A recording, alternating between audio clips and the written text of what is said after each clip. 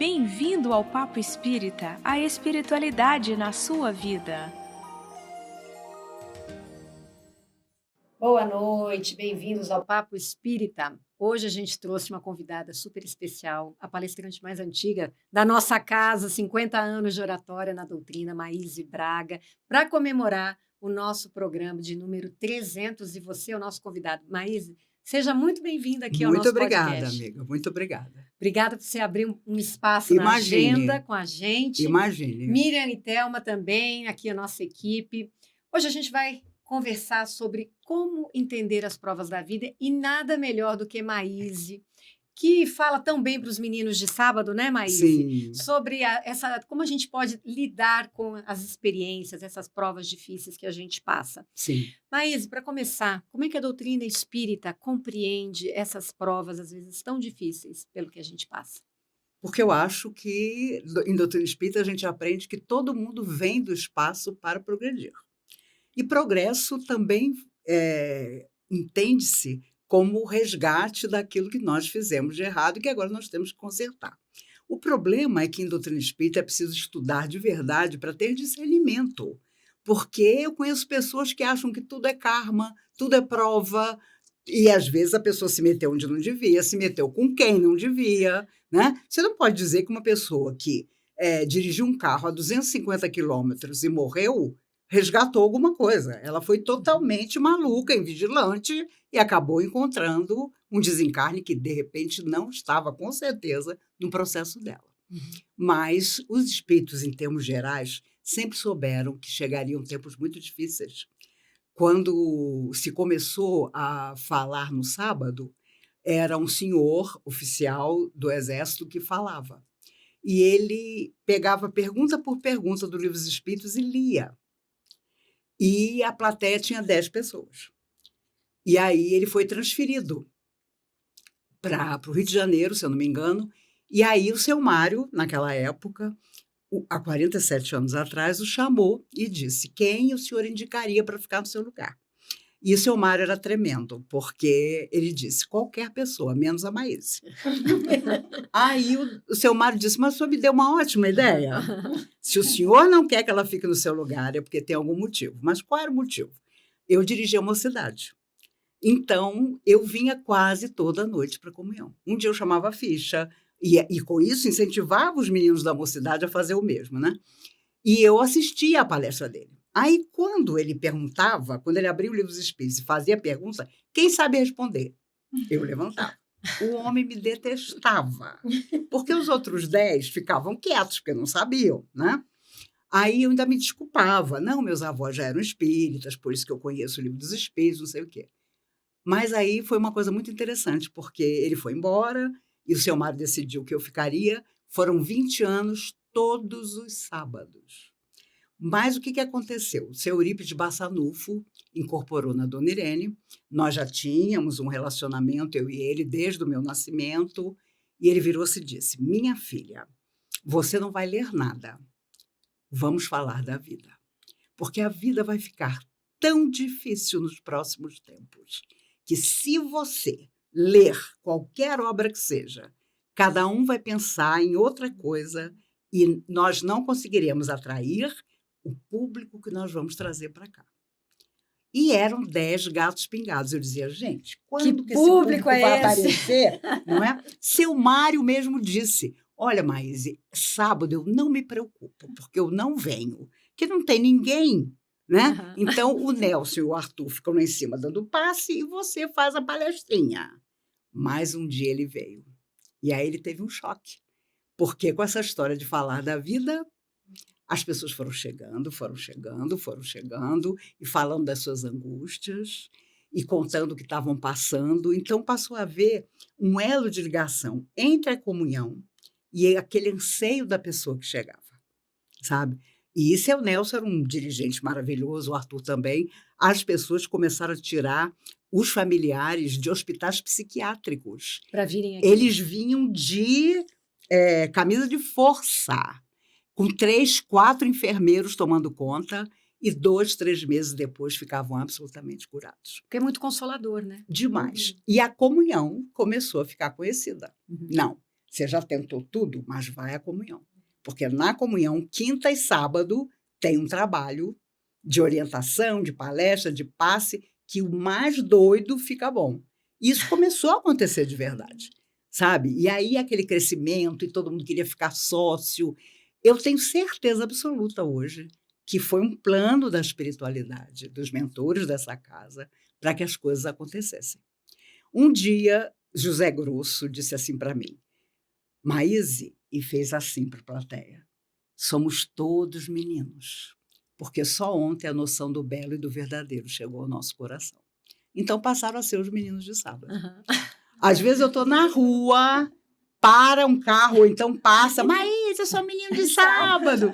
Então eu costumo sempre dizer, menino de sábado é aquele que conhece a doutrina, que estuda e que muda a própria vida. Porque a proposta da espiritualidade era essa.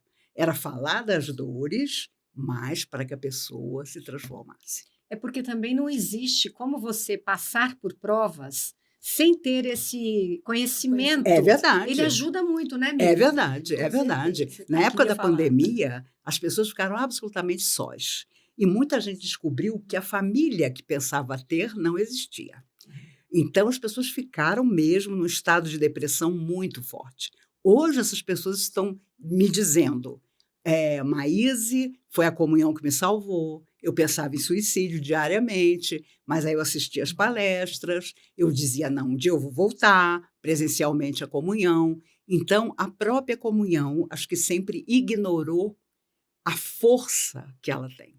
No mundo inteiro, sabe? Eu já fui aos Estados Unidos, ano que vem eu vou ao Japão, vou à Holanda, vou à Alemanha, e onde eu chego, a pessoa diz, Maíse, quando eu estava no buraco, no fundo do poço, eu conheci a comunhão e a minha vida se tornou outra. Então, sabe, eu lamento até pelos presidentes desse centro, porque eles vão prestar conta um dia ao próprio Bezerra de Menezes. Eu não queria estar na pele deles, sabe? Porque você não conhece ninguém em Brasília que já não tenha passado por aqui. Sim. No dia que a dona Irene morreu, o então governador Rodrigo Hollenberg chegava de uma viagem cedo. E aí o repórter perguntou para ele, o senhor sabia que dona Irene Carvalho da Comunhão Espírita morreu? Ele imediatamente parou e disse, olha, quem não conheceu dona Irene Carvalho? O trabalho que ela fez, que a comunhão faz. Aí eu me lembrei que quando ele era rapaz, ele teve problemas sérios e veio à comunhão. Então, ele não disse isso na entrevista, mas eu lembrei dele, porque realmente eu vi pessoas super conhecidas entrarem aqui, malucas mesmo. E depois de um tempo conseguirem falar A com B, sabe? E vi coisas absurdas que dariam um livro, porque as pessoas desacreditavam das orientações, é um direito que todo mundo tem, mas semanas, meses depois voltavam chorando, contando que aquela orientação recebida era absolutamente certa, sabe? Você vê tanto isso que você tem que acreditar, Sim. não é?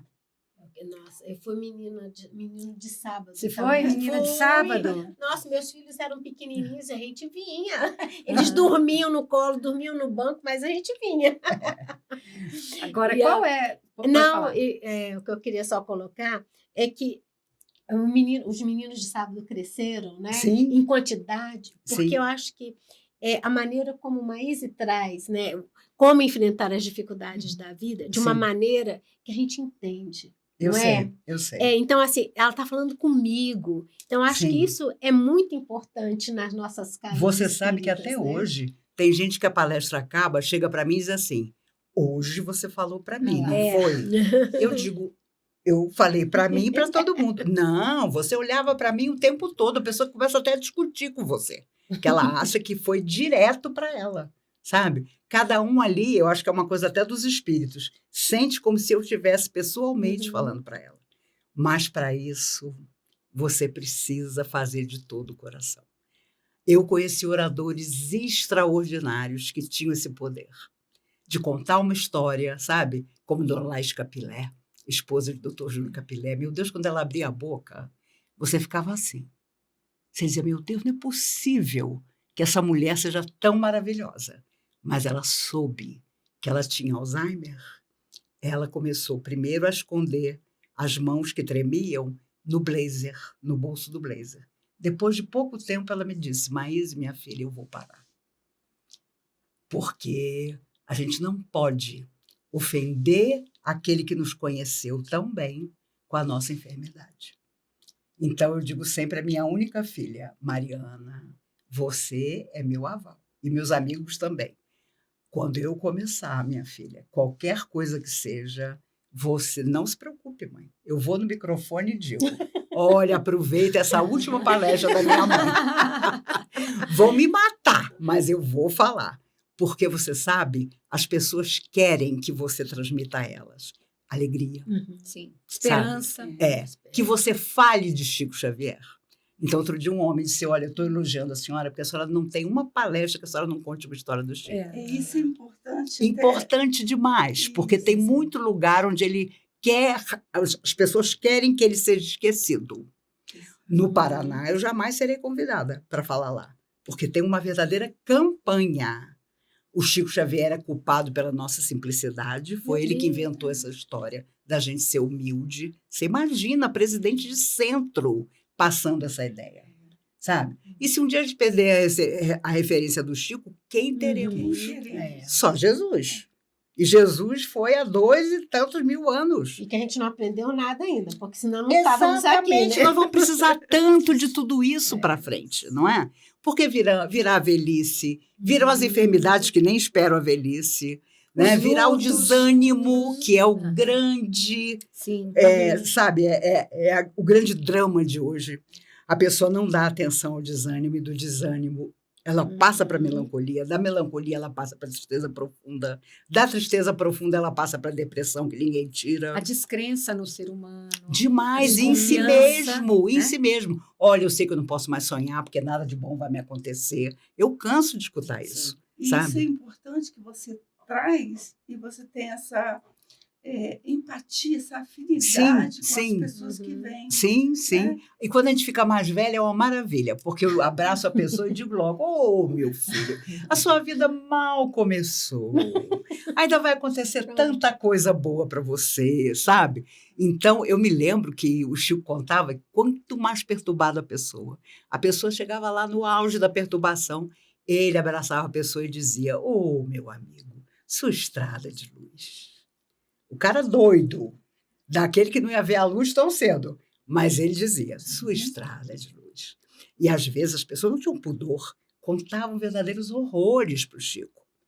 E o Chico ficava ouvindo e Emmanuel dizia, o dia de amanhã vem perto. O dia de amanhã, para o bem ou para o que não é bom, sempre trará a consequência das nossas atitudes. Então, a primeira coisa é que a pessoa sai de uma palestra confortada, sai de uma palestra sabedora de que ela é a senhora do destino dela, que não importa o que ela tenha prometido no mundo espiritual, porque as nuances de uma vida na Terra são muito difíceis. Não adianta ficar dizendo, eu quero morrer, eu quero sair desse corpo, porque, se Deus quiser, por bastante tempo, esse corpo é o instrumento com que a nossa alma se manifesta. Então, é horrível você imaginar que as pessoas ainda vivem a inveja, sabe? Ainda vivem o desejo de que o outro não dê certo, porque isso é o abismo, isso é a idade da pedra. Agora, os oradores espíritas têm uma responsabilidade tremenda. Eu já ouvi uma vez uma pessoa aqui da comunhão dizer que no futuro não vai ser necessário fazer palestra nenhuma. Eu falei, olha, então espera eu morrer. Porque eu dediquei a minha vida inteira a isso. Você está planejando fazer palestra? Não, olha só. Né? Eu falei, olha, no mínimo vou me colocar em alguma beirada de abismo e eu vou dizer, nossa, você está aqui, né? Vai ser desse jeito. Mas a pessoa dizendo, não tem problema, outras coisas substituirão a oratória. Eu falei, minha querida. Gente, tem algo que substitui essa aproximação? A palavra, não talvez seja a transmissão de pensamento. Nossos sentidos precisam estar... E a verdade é que você passando interesse e afeto na sua palavra, você ganha a pessoa. Olha, no dia do lançamento do livro, eu fiquei 4 horas autografando. Eu vi a fila. Teve gente que chegou, enquanto eu fazia o autógrafo, a pessoa fazia assim. É verdade. É verdadeira. Eu sempre quis te apertar. Eu falei, meu Deus do céu. Olha, as mulheres da plateia têm ciúme de mim. Então, elas ficam pelas redes sociais se comunicando. Né? Elas têm raiva porque eu não tenho rede social nenhuma, porque eu não aviso quase as palestras que eu vou fazer em outros lugares. Falei, meus amigos, eu não aviso, porque a comunhão pode receber todos vocês, os outros centros não. Então, eu não quero criar problema nos outros lugares. Né? Mas tinha gente que queria me apertar. Selfie, eu nunca mais preciso tirar da minha vida. Ela tirou todas. Nunca mais. várias Esse ano encarnações. é mania agora. Em todas as cidades que eu fui, posso tirar uma selfie? Posso tirar uma selfie para minha mãe acreditar que eu te encontrei? É assim o negócio. Mas, sabe, o que fica é a semente. Sabe, eu tenho certeza que nessa plateia que a comunhão formou, nós temos outros oradores que vão chegar. Tem tanta gente jovem chegando. E são pessoas educadas. Os rapazes levantam, ficam assim, imprensados na parede para dar lugar a pessoas mais velhas, sabe? Nesse dia do autógrafo, eles trocaram e-mail, saiu quase namoro. Natal da fila. Porque, no fundo, as pessoas sentam lado a lado, mas não se conheciam. Não é? E a comunhão, e qualquer casa espírita, é um lugar de fraternidade. Não é? Onde a pessoa tem que sair minimamente melhor do que ela chegou. Sabe? Com vontade de retornar. Sim, e ainda que ela nunca mais volte. Isso. Eu me lembro que o doutor Bezerra dizia que cada pessoa que passava pela porta da comunhão, eles faziam uma ficha. Aí eles iam atrás da casa da pessoa, da família da pessoa, de toda a situação envolvendo ela. E ele dizia, ainda que ela nunca mais volte, nós sempre vamos acompanhar. E eu contava isso nas palestras, o que deixava as pessoas quase na obrigação de continuarem a vir, sabe? O que eu lamento hoje é que, não só na comunhão, mas em outras casas também, as pessoas façam todo o estudo programado e na hora de falar em trabalho, elas fogem. Muitas fogem da mediunidade. Exatamente, não é? Sem saber o que vão aproveitar. Exatamente. Disso. Olha, mas existem os médiuns de sustentação que não têm sintoma de mediunidade nenhuma, mas cujo grupo não pode funcionar sem ele. A porta não pode nem fechar se não tiver pelo menos 2 de sustentação em cada grupo. E a pessoa não se sente Contribuindo. contribuindo. Aí, geralmente, a pessoa acaba largando, abandonando o trabalho. Porque eu acho que também no começo, quando a gente não é espírita, a gente vai para a casa espírita, tem aquela expectativa, né? De ser um médium ostensivo. Sim. E a ostensividade é a psicofonia, é a Sim. vidência, a audiência. O restante não existe, né? Verdade. Então, aquela coisa. E a gente, com o tempo, a gente vai vendo que não precisa ser ostensivo, né? O médium esclarecedor, importantíssimo do grupo Nosso mediúnico, doutrinador, Nossa ele Senhora. ele não é psicofônico, né? Às vezes escuta alguma coisa, às vezes vê, mas isso leva muito tempo. E também o sustentador. Então, existem tarefas na casa, tarefa na casa no sentido de prestar um serviço mediúnico, de ajuda aos irmãos, né? Tão necessitados quanto nós, mas que estão no outro plano. Sim. Dessa forma, né? Exatamente. Porque às vezes a gente é movido por uma vaidade que ainda tem um resquício lá. Então a gente quer aparecer, quer ser visto. Então só pode ser visto quando tem uma grande mediunidade, né? Ostensiva, né? Mas e não E é a gente assim, acaba, né? acaba até sabotando as nossas provas na vida, né? Exatamente. Porque, no fundo, André Luiz dizia, e é uma grande verdade, há lágrimas que você não vai chorar se você enxugar a dos outros. Há muita coisa que nós deixamos programado para passar, grandes lutas, né? Que eles afastam, eles conseguem transformar pela nossa dedicação no bem. Eles dizem que até os obsessores de ontem, quando percebem que os anos passam e você permanece confiante na tarefa, eles se tornam ou seus admiradores ou eles seguem outros caminhos, porque eles sabem que não vão tirar mais você daquela tarefa. E nós somos a grande propaganda da transformação que nós fizemos em nós mesmos. Então, não adianta ficar doutrinando dentro de casa, sabe? Filho, neto. Eu me recordo, há muitos anos atrás, um rapaz trouxe o filho de 14 anos, porque o filho estava bebendo muito. E aí, Maíse, conversa com meu filho, ele só tem 14 anos, está bebendo muito. Bom, o homem saiu, ficou o garoto. Na mesma hora, ele falou para mim, eu vou logo lhe avisando, eu só paro de beber no dia que meu pai parar também. O exemplo. E aí ele começou a contar os dramas dentro da casa. O pai era um tirano, sabe? Mas achava que tinha que mostrar para o filho o caminho da comunhão espírita. Então, nós temos que pensar que nenhum livro cai nas nossas mãos por acaso. A gente não encontra ninguém por acaso. Um conselho não vem por acaso, sabe? Nossa, essa semana eu fui assistir a palestra lá na comunhão, passei a semana toda naquele ritmo, né? Das lembranças do que eu escutei. Isso é fundamental. Uma vez, o seu Eurípides Barçanufo disse para mim, Maíse, se você soubesse para quem você fala no sábado à noite, você não teria coragem nem de cumprimentar a plateia. Porque existe o esquizofrênico, existe o maluco total. Uma vez um senhor chegou para mim e disse assim, você sabe, né? Eu tenho vários níveis de esquizofrenia, mas a minha família fica satisfeita quando eu venho, porque eu digo, fui assistir a palestra da Maísa, aí eu fico calmo. Eu falei, não, mas não é por causa da minha palestra, é por causa da comunhão, do ambiente, né? Uma vez, uma convidada vinha de outra cidade e o presidente pediu que eu desse meu lugar para ela. Ela falou e este esquizofrênico foi procurar o presidente. Ele disse, mas eu fiquei com medo, porque ele sentou na minha frente e disse, muito bem, a Maíse cedeu o lugar dela para a oradora. Ela só vai falar daqui a um mês. E o senhor vai me ajudar como? Se a minha esquizofrenia só fica calma quando eu assisto a Maíse. Ele ficou apavorado, ele disse, Maíse, nunca mais, porque o olho do homem era desse tamanho. Eu falei, meu amigo, ali tem tudo. Tem a família que vem a vozinha, o neto de 10 anos que adora a palestra, sabe? Só falta o papagaio. E tem os malucos, sabe? Que acham assim, não, eu não posso chegar perto da Maíse. Mas quando chega, conta coisas do Arco da Velha.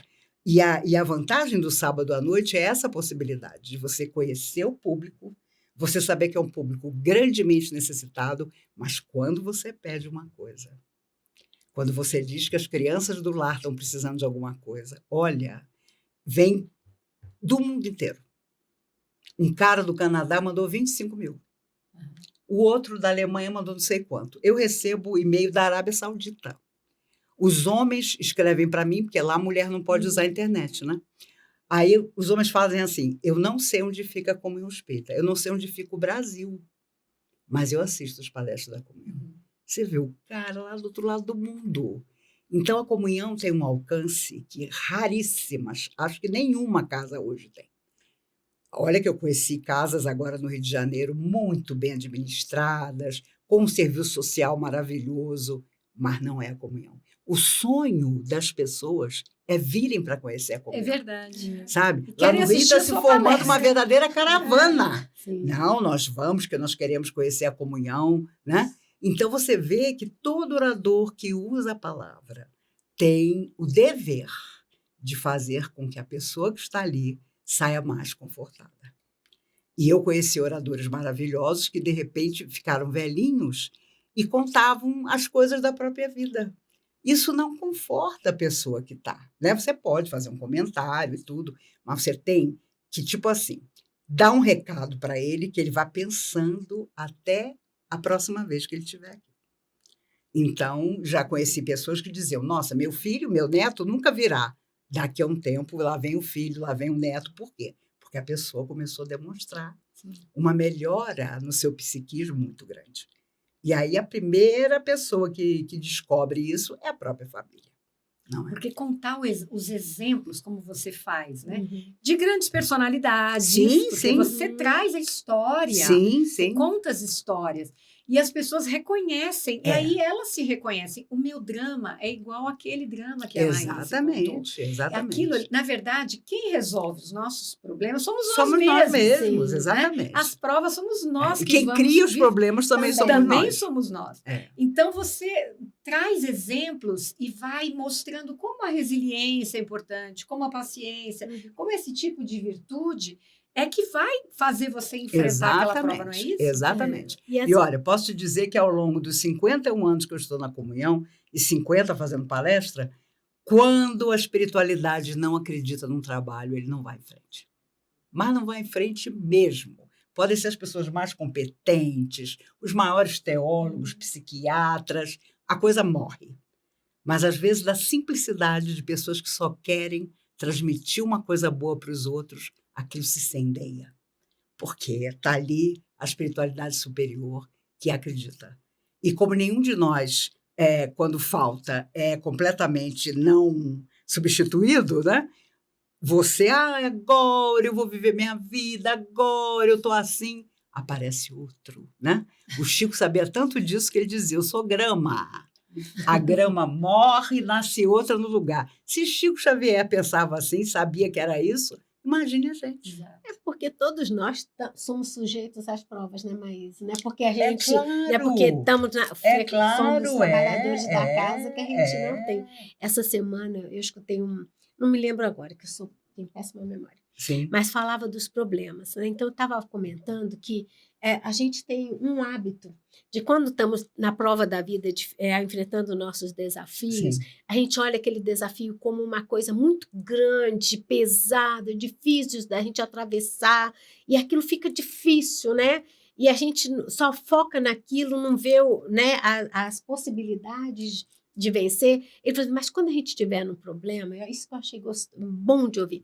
Ele falou, lembre-se de uma coisa, se esse problema lhe chegou, é porque você já é capaz de vencer, se alegre. Exato. Porque você pode vencer e você fala, nossa, esse problema chegou, mas eu vou vencer. Então verdade. é uma maneira diferente da gente enfrentar essas provas da vida que virão, até que a gente um dia seja alguém mais decente, né? Mais do bem, né? E a própria, no trabalho espiritual que a gente faz, né, mediúnico, Sim. a gente encontra os espíritos do outro lado Exato. revoltados, Sim. Exato. porque não viveram o que queriam viver, Exato. né, enfrentaram dificuldades, e como assim ninguém me ajudou? Exato. Ninguém me ajudou aqui na Terra, né? Aí É. chega aquele esclarecedor com a equipe espiritual, vai ajudar. Exatamente. Né? E aí começa aquela transformação daquele espírito. E eu te garanto que para nós, no atual estágio evolutivo que temos, não há volta. Não há outra saída. Não há outro tipo de vida. Porque até as almas que foram muito prejudicadas por nós, elas aguardam o tempo. Se você permanece na tarefa, elas mesmas se convencem que, de uma forma ou de outra, elas não podem mais estar com você. Ou elas se afinizam com o trabalho que você está realizando e se tornam colaboradores, ou elas vão embora, em busca de outros caminhos. Às vezes as pessoas dizem assim, nos encontros espíritas, porque você sabe, a gente passa por isso no Brasil, porque a gente tem um compromisso coletivo com a escravidão. Aí eu digo, quem me dera que fosse só a escravidão. Entendeu? Quem me dera, né? Quantas pessoas eu conheci que morreram de câncer no pulmão e os espíritos amigos contavam que senhores de terra que faziam morrer os escravos com chicotadas voltam, hoje quem você vai encontrar para resgatar machucando você com chicote. Mas um câncer de pulmão faz o mesmo serviço. Então, é pelas doenças, é pelas dificuldades do nosso corpo físico que nós estamos liberando energias que precisam se depurar através do nosso corpo, não é?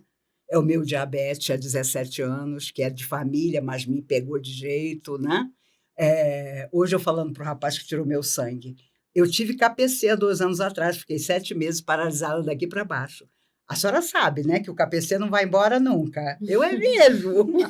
Aí ele Aí eu contei para ele, olha, há 20 anos atrás eu tive 30/14 de pressão. A senhora faz o quê na vida? Eu digo, palestra sobre doutrina espírita. Já entendi. A senhora não morre por isso. Olha só. Eu falei, é mais ou menos isso. E a verdade é que há pessoas que vêm com graves compromissos, mas quando encontram a seara da doutrina e começam a trabalhar nela de todo o coração, porque tem que ser com o coração. Você deixar seu coração lá na sua casa e vir, você é um funcionário público. É como se você tivesse um ponto para colocar, mas o seu coração não está ali. É triste demais. Mas eu estou pensando aqui em relação à fé e esperança. Sim. Gostaria que você abordasse para a gente sim, sobre essa história. Você sabe que, por muito tempo, os espíritos falavam de fé, esperança e caridade. Mais a caridade. Exatamente. Todos eles vinham e davam essa mensagem, dizendo que nós precisávamos, né, transformar o bem em coisas práticas, reais, mas que nós não podíamos perder a esperança. E eu vejo que, nesses anos de pandemia, o grave Não foi o vírus simplesmente, não foi a bactéria, foi as pessoas perderem a esperança. Eu hoje encontro muita gente jovem que diz: ah, mas eu não tenho mais a perspectiva do sonho. E quem não sonha não vive. Então, trazer o sonho de volta, sabe? Dizer, meu Deus, tem tanta coisa para fazer, tem um mundo inteiro, tem uma terra para a gente melhorar. Então, cada um de nós vai ter o seu momento de interferir na vida e, claro, sempre lembrando que um dia nós vamos nos perguntar o que foi que nós deixamos. Eu ouvi uma vez de uma pessoa: eu não acredito mais no ser humano. Sim. Já deixei de acreditar no ser humano. Sim. Outra vez, uma outra pessoa disse: não tem mais ninguém bom nesse mundo. Eu sei. Então, eu falo, meu Deus, se a gente não cultivar isso, Sim. como é que eu vou poder me relacionar com as pessoas? Como é que eu vou poder oferecer algo para as pessoas? Porque a gente se encastela, né? Se bota num pedestal e na hora que vem a prova, como assim? Eu sou vítima de um mundo que é contra mim, não é isso? E aí você piora a passagem própria por essa mentalização, prova. né? Você fica com uma energia que não chega nem no teto da sua casa. Se Jesus pensasse assim, não teria vindo, não é? Porque ele sabia muito bem a sociedade que ele ia encontrar, o preconceito que ele ia vivenciar. Hoje eu vejo moradores de rua serem tratados como nada. Eu fico me lembrando de Jesus. A mulherada devia pegar a vassoura e tirar ele daqueles degraus, sabe, onde ele estava falando. É que nada ficou registrado, né? Os espíritos contam que um rapaz ficou tão empolgado com Jesus que juntou 500 amigos e levou para frente de Jesus. Olha, eu tenho aqui 500 amigos que vão te seguir. Só tinha uns 12, né? Apóstolos. Aí Jesus disse, meu filho, então vamos conversar. Ele começou a falar tudo que aquelas pessoas iam vivenciar, de luta, de sacrifício, de renúncia. Foi saindo. Quando ele se viu, estava ele e os 12 que ele tinha chamado. Então, no fundo, é isso. Eu penso, às vezes, que nós chamamos as pessoas que terminam as fases de estudo na casa espírita para trabalhar, mas elas se dão por satisfeitas com a teoria. Aí é que vem a luta, que é a prática. Que é você ter fé mesmo quando as coisas não dão certo. Eu conheci gente que dizia assim, Maíse, eu assisti uma palestra e no dia seguinte me aconteceu tal coisa ruim. Como se, por ter assistido a palestra ou tomado o passe, fosse proibido que você tivesse uma desilusão. Vai te blindar, né? Exatamente. Então, nós estamos longe ainda dessa autodescoberta, porque nós precisamos nos conhecer profundamente, né? Sócrates disse isso e ele sabia o que estava dizendo, porque quando você se conhece, até o processo obsessivo se interrompe. Porque daquilo que nós ignoramos é que vem o problema. Aquilo que você ignora trabalha contra você. E a gente faz questão de ignorar. Exatamente, porque olha, é tão confortável ser vítima, ficar num cantinho, dizer que Deus nos esqueceu, que até na comunhão eu fiz tratamento e não adiantou. Culpar terceiro, né? Então... Exatamente. E olha, hoje eu estava vendo o Papa na televisão. Eu oro tanto por aquele homem. Mas você via que tem alguma coisa errada no pulmão dele, porque ele já está com uma voz comprometida. Felizmente, ele estava na bengala, não estava mais na cadeira de roda. Mas é um homem que tem que viver muito ainda, porque ele está rompendo com coisas importantíssimas. Se o catolicismo tiver muito problema e uma parte dos católicos quiser vir para o espiritismo, nós estamos perdidos. Porque nós não temos condição. Nós não damos conta nem do povo que simpatiza com a gente, não é? E nós temos que ter essa realidade. E ele contou numa entrevista dentro do avião que alguém apareceu num sonho para ele e disse, você tem 2 anos. E eu me recordo que os espíritos há muitos anos diziam que haveria um momento em que quando um papa que tinha querido fazer transformações morresse, a igreja seria partida no meio. E eu tenho a impressão que é ele.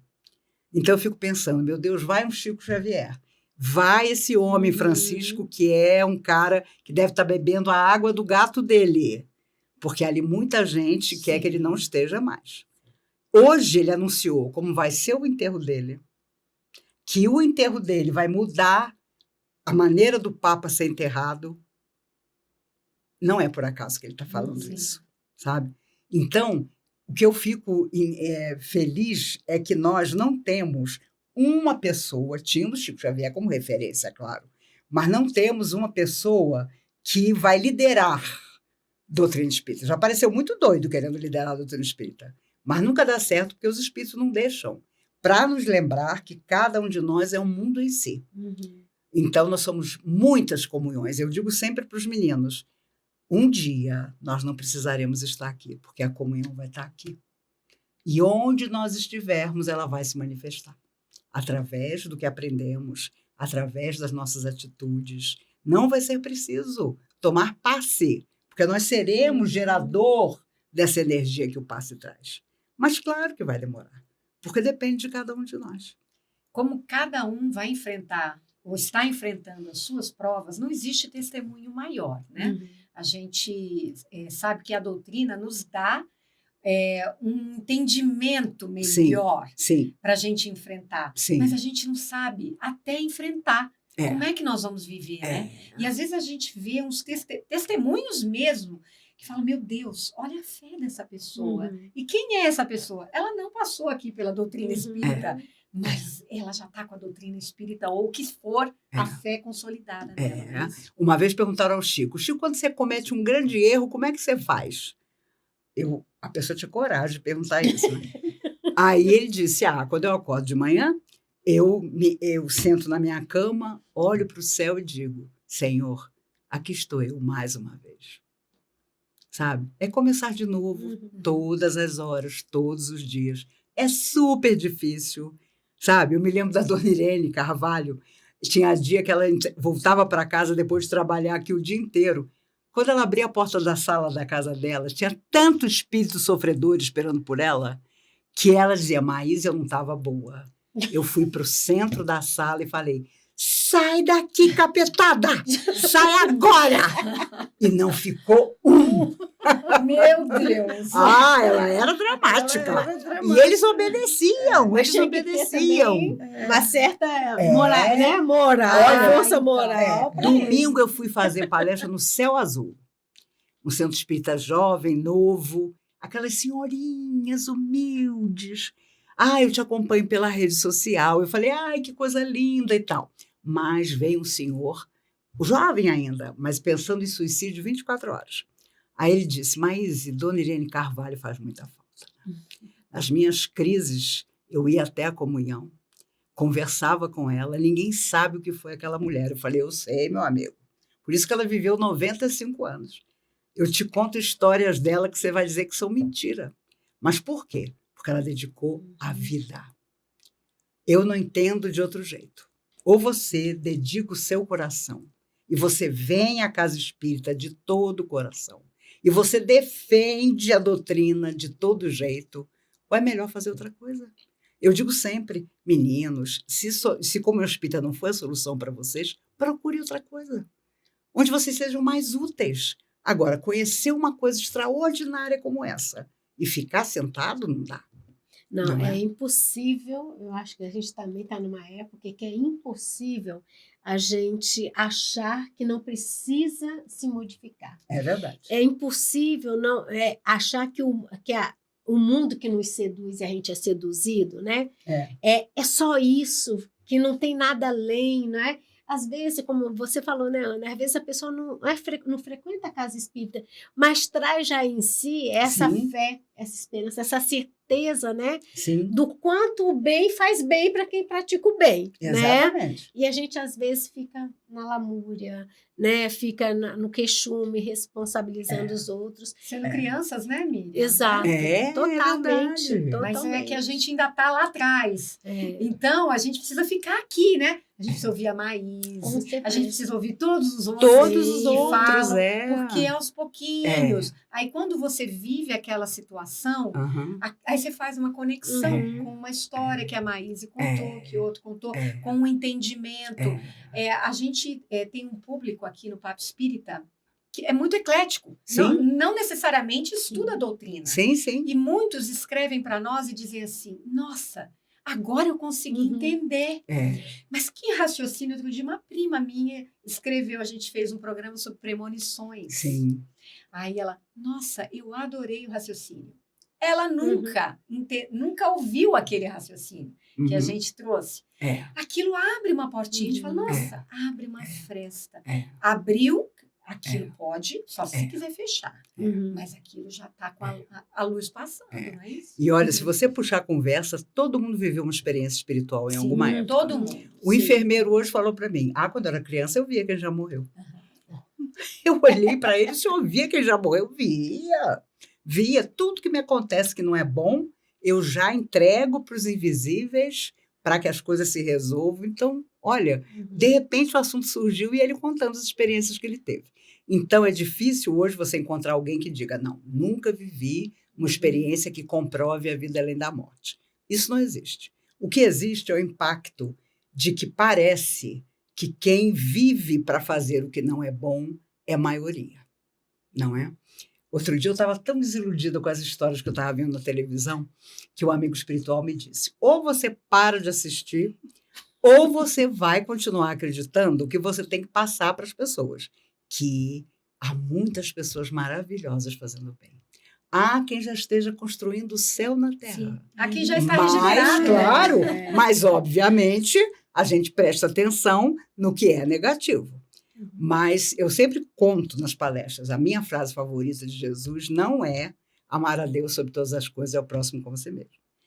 É a cada um segundo suas obras. Sim. Porque nós vamos prestar conta. Vão nos perguntar se nós fomos felizes, mas se fizemos os outros felizes. Tem certas perguntas das quais nós não vamos escapar. Eu me lembro de seu Erasmo Carvo, um dos fundadores dessa casa maravilhoso, faleceu com 95 anos, uma pessoa extraordinária. Mas nós da mocidade gostávamos de falar mal dos outros, né? Aí a gente, fulano fez assim comigo, não sei o que lá. Seu Erasmo calado. Aí, quando todo mundo falava uma coisa ruim do fulano, mas vocês estão se esquecendo da qualidade tal que fulano tem. A gente ficava até com raiva. Mas foi um dos únicos seres humanos que eu conheci, que quando a gente metia o malho na pessoa, ele lembrava de uma qualidade, sabe? E ficava satisfeito por nos chamar a atenção para aquela pessoa que era um misto de muitas emoções, como todos nós, né? Mas na nossa juventude a gente queria tudo perfeito, né? Tinha que admirar fulano pela perfeição. E o Sr. Erasmo era exatamente o contrário, né? Porque ele sabia que todos nós éramos uma nuance de tantas coisas, mas nós precisávamos ter o controle, o entendimento dessas coisas para transformá-las. Porque aquilo que nós não sabemos que existe em nós corrói a nossa alma. Então, nós temos que dizer todo dia, eu todo dia quando acordo digo, Senhor, me aponte caminhos. Porque se esses caminhos surgirem, eu sei que foram mandados por você. Não é? Quando eu estou com raiva, eu digo, olha, Jesus, agora é só entre você e eu. Esses intermediários todos, pode mandar embora. Eu costumo dizer, grita, pelo amor de Deus, no meu ouvido, porque eu não estou escutando. É verdade, é verdade. Maísa, o nosso tempo aqui é limitado, é uma pena, né, que a gente tem que encerrar o programa, ainda mais com a tua presença. Imagine. Mas eu queria que você desse um último recado. Sim, para claro. quem nos assistiu. Claro, claro. Como você lida com as provas da vida? Como é que você pode dizer assim, olha, meu amigo, olha por aqui, observa ali, como que você poderia resumir isso? Eu acho, meninos, que todos nós no universo somos chamados à nossa própria transformação. Mas se nós não conseguirmos, vamos deixar para o dia seguinte. Amanhã eu começo de novo. Tem um filme maravilhoso que vocês devem conhecer, E o Vento Levou. Na cena final, a atriz maravilhosa, que inclusive morreu louca, a vida dela pessoal foi horrível, o marido a internou mais de uma vez, obrigada, e ela morreu em 1967. Mas ela diz na última cena, amanhã eu choro. Hoje eu não vou chorar, eu vou pensar numa maneira de fazer ele voltar para mim. Que era o grande amor da vida dela, Clark Gable. Aquele homem que você desmaiava só com o olhar. Então, ainda que você não tenha um Clark Gable na sua vida para fazer você desmaiar, que você tenha a consciência de que 100 anos é um relâmpago na eternidade. Amanhã nós estaremos fora do corpo de carne. E nos perguntarão o que foi que nós deixamos no coração dos outros. Hoje parece uma tolice. Somos jovens ou temos saúde, achamos que a medicina vai fazer a gente viver 120 anos, mas esse dia vai chegar, em que os nossos protetores nos virão buscar e nos perguntarão oportunamente o que foi que nós deixamos na alma daqueles que ficaram.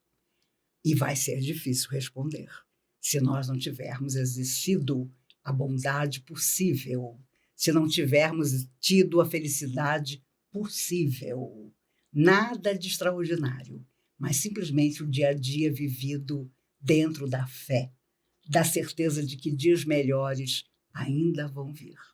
Digamos isso às pessoas que sofrem, que os melhores dias das vidas delas ainda vão acontecer, e os nossos também. Maravilhoso. A gente encerra nosso programa 300.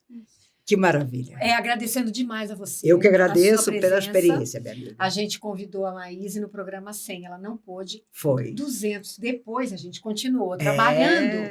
Tivemos Com Eu fé e estava dizendo a ela que tanto eu como elas ficaram firmes, Isso. me recuperei e pude estar aqui. Ficamos com muita alegria. todas firmes e Sim. gravamos esse programa aqui para você. Esperamos que você tenha gostado. Você compartilhe esse programa, porque a Maíse, ela é uma pessoa, você vê, ela vai fazer palestras no Japão, né? Ano que vem já tem uma agenda cheia. Então, que privilégio foi a gente Sim. Imagine. recebê-la aqui. Eu que agradeço. E a gente espera que vocês também deem um like, compartilhem, escrevam para nós e se inscrevam também no canal da TV Comunhão. Miriam e Thelma, um prazer estar com vocês, 300 programas. Maíse, muito obrigada. Eu que agradeço. E a todos vocês que nos assistem, um nosso muito obrigada também. Continuem conosco. Até a próxima. Até a próxima. Que pena que acaba, né? Foi. Passa rápido. Pena.